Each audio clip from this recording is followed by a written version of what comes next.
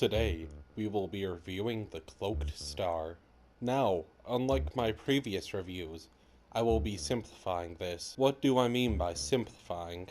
Well, to put it simply, I will be going through the three main active abilities and listing off each passive for them. Any passive, such as you can see now, Shinobi or Mantis Leap, will not be mentioned as they are on every ninja and they are incredibly simple. This new streamlined process should save more of your time. So, for those just here for the bonuses, here they are. I won't bother reading them off, but you can pause the video and look at them. So, the ninja's first ability is Throwing Stars. On most ninjas, this is a trash ability, but this ninja has 6 passive perks put into it, making it into a very good AoE clear for small husks. So, how does it make it into a large AoE clear? I'm glad you asked. First, the total number of stars thrown are up to 7. Not only does he throw 7, he throws all 7 at the same time in a half-moon arc in front of him. As well as this, his cooldown for throwing stars is now at 3 seconds, as well as the low cost of 15 energy, meaning he can spam this ability over and over, clearing out small waves of husks. While larger ones are not as affected by this, you can use your melee weapon to dispatch them. His next active ability is Crescent Kick. This kick will one-shot any husky husks, and any husk that survives will almost certainly be stunned by it due to the insane amount of impact on it. Smashers likely won't be stunned.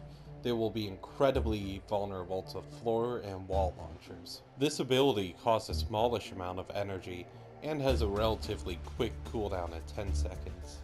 We have come to his final ability, Smoke Bomb. This ability is a medium cost ability with a relatively high cooldown. So, what does this ability do to deserve the high cooldown?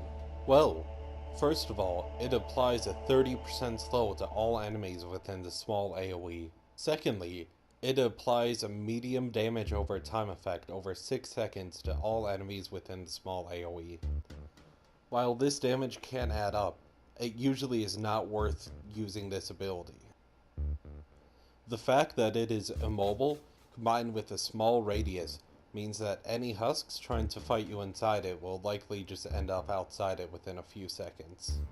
And the only husks that would come towards you and die within a few seconds would easily be dispatched by your throwing knives. One thing to note is that he has the Shadow Stance ability. While not every ninja has this ability, it is incredibly useful for all of them. First of all, it reduces damage by 15%. The next part of this passive reduces the cost of his double jump, allowing you to very easily get out of sticky situations by spamming this skill. The third and final part of this passive makes the ninja harder to see, which means he draws less aggro from husks. To activate this passive is relatively easy. You either have to kill an enemy with your melee weapon, or kill them with throwing stars. This ability will last 4 seconds and will renew on each kill with either melee or your throwing stars. This ability should be up for about 95% of your fight with husks. So, what do I think about this hero? Unlike the last quest hero who was Carbide, this hero only took me 45 minutes to get to. Carbide took me over 7 hours, so he is an instant recommendation to pick up. Frankly, I have to give props to Epic for allowing people to get such a cheap and easy hero to acquire. While he will likely become the next Love Ranger Jonesy meme on the forums, he is actually a very good hero, unlike LJR. While Harvester and Dimmac are both better at sustained melee combat, if you stay at medium range and only using your melee to take out big husks, you will be able to survive.